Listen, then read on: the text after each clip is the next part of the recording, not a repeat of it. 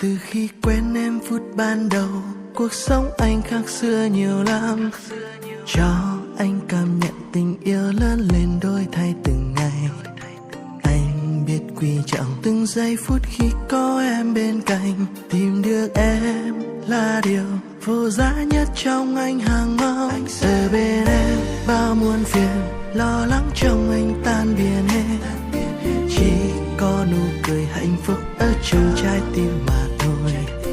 Em hãy nhắm mắt lại nhận lấy linh hồn của anh thật lòng, vòng tròn tình yêu của chiếc nhẫn cưới sẽ minh chứng tình yêu anh dành cho em.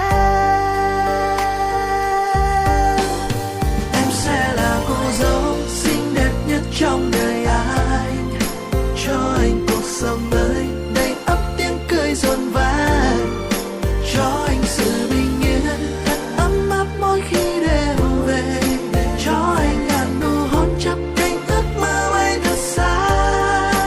Em sẽ là cô dâu hạnh phúc nhất trong đời anh, dẫu vui buồn gian khó hai ta sẽ cố gắng vượt qua.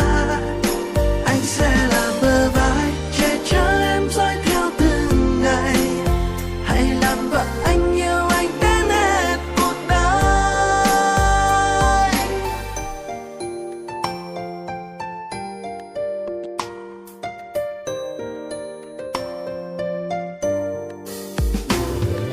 Anh sẽ luôn ở bên người và đời này người sẽ mãi che chở cho em.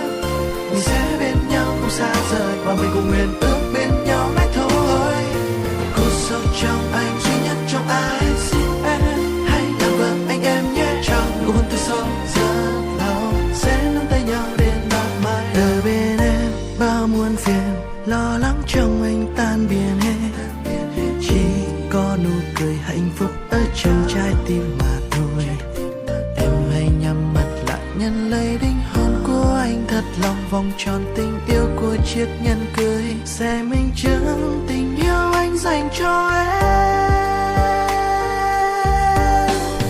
Em sẽ là cô dâu xinh đẹp nhất trong đời anh, cho anh cuộc sống mới đầy ắp tiếng cười rộn vang, cho anh sự bình yên thật ấm áp mỗi khi đêm về, cho anh ngàn nụ hôn chắp cánh ước mơ bay thật xa.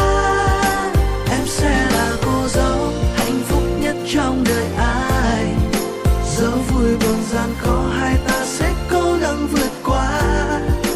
Anh sẽ làm bờ vai che chở em dõi theo từng ngày, hãy làm vợ anh yêu anh đến hết cuộc đời.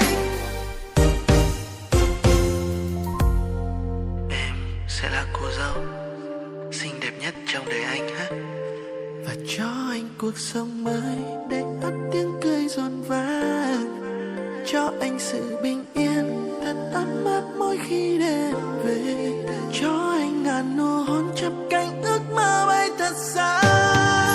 Em sẽ là cô dâu hạnh phúc nhất trong đời anh, dẫu vui buồn gian khó hai ta sẽ cố gắng vượt qua. Anh sẽ làm bờ vai che chở em dõi theo từng ngày, hãy làm vợ anh yêu anh đến hết cuộc đời.